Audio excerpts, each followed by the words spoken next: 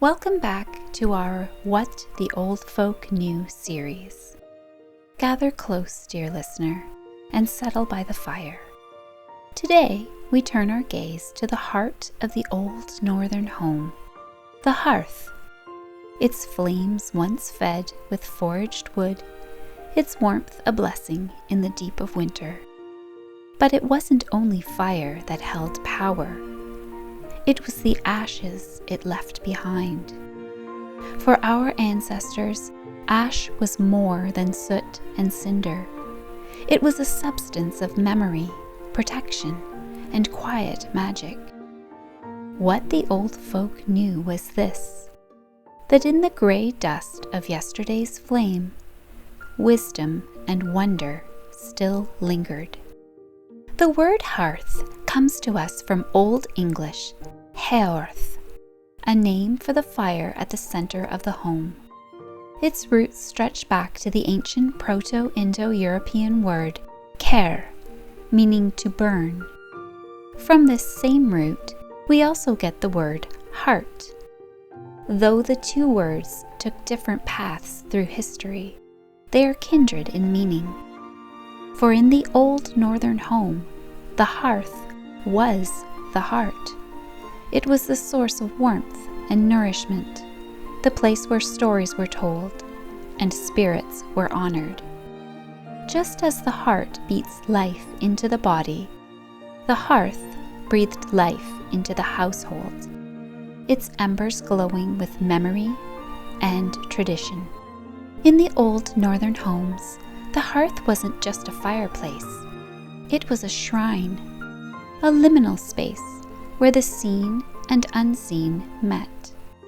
Here the house spirits were said to dwell, nestled in the embers, watching over the home. In some traditions, a small gift of bread or milk was left on the hearth at night, for the tomte, the brownie, the hob, or whichever spirit watched over that household. To sweep the hearth carelessly, or to throw out its ashes on the wrong day, was to risk offense or misfortune. Ashes were never mere waste. They were sifted, saved, and used in ways both practical and enchanted.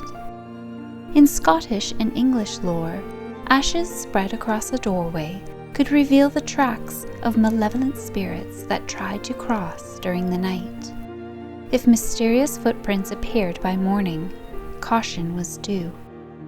In some households, the fire was smoothed over at night, and in the morning the ashes were red, much like a scrying surface.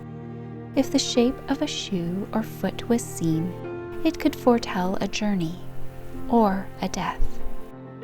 Mixed with water or vinegar, hearth ash was sometimes applied to wounds or infections, particularly if the fire was clean, meaning no iron or foul language had been present while it burned. Ash from the Yule log was saved and scattered in the fields come spring, blessing the soil with the sacred fire of midwinter. In some tales, a pinch of ash in the furrows was thought to awaken the sleeping earth. Certain days were considered dangerous for casting out ashes, especially Fridays or the 12 days of Yuletide, when spirits and ancestors were near. Tossing out the hearth sweepings might sweep them out too, or offend the unseen.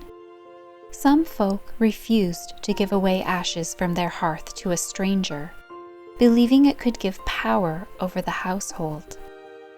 Others covered their hearth ashes at night so no ill-wisher could steal them to work harm.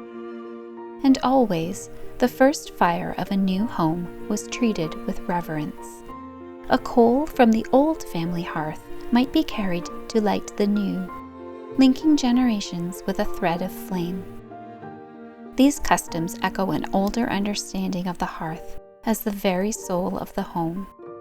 In Old Saxon and Anglo-Saxon tradition, the hearth was the literal and symbolic heart of the ham, the homestead.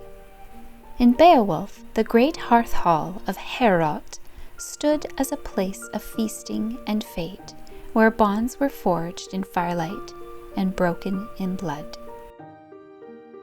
Across the Germanic and Nordic world, Yule logs were burned at midwinter. Their embers were saved to kindle the next year's flame, or their ashes scattered on fields to bless the land.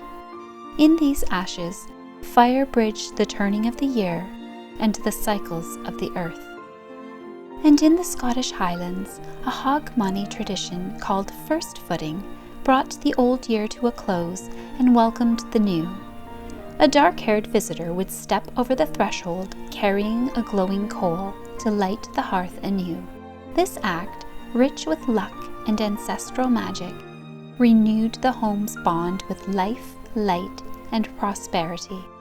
Because the hearth was so vital and central to the northern home, it naturally found its way into many of our folk tales.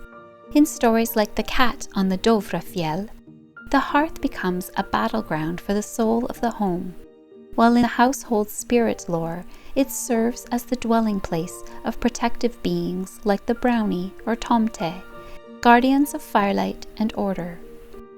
Among the old tales of hearth and ash, few are as well known as Cinder Maid, an English variant of the Cinderella story.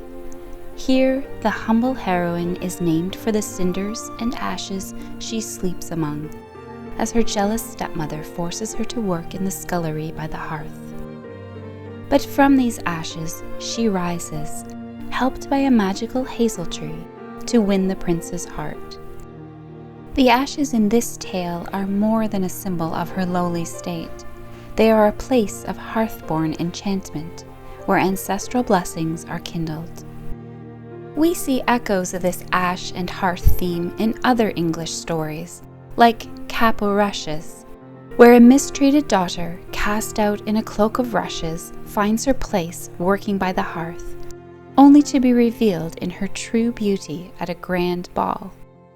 From Norway, tales of the Ash Lad, Askeladden, tell of a seemingly idle boy who sits by the hearth, playing in the ashes, yet outwits trolls and giants with his cleverness. In each of these stories, the hearth is more than a backdrop. It is the heart of the home, a place where hidden strength and ember-born magic stir among the ashes. The old folk lived close to the elements: fire, ash, bone, and breath. They understood that even what seems spent may still carry power. So the next time you see a hearth gone cold, or scatter ash upon the soil, remember, in the hush of the ashes, there are echoes of the ancestors. In the dust of the fire, a whisper of the sacred remains. Thank you for joining me by the hearth today. May the embers of old wisdom glow bright within you. May the ash of the home bring you protection and peace. And may the heart of your hearth always be a place of warmth, memory, and quiet magic, where the presence of your ancestors is always near.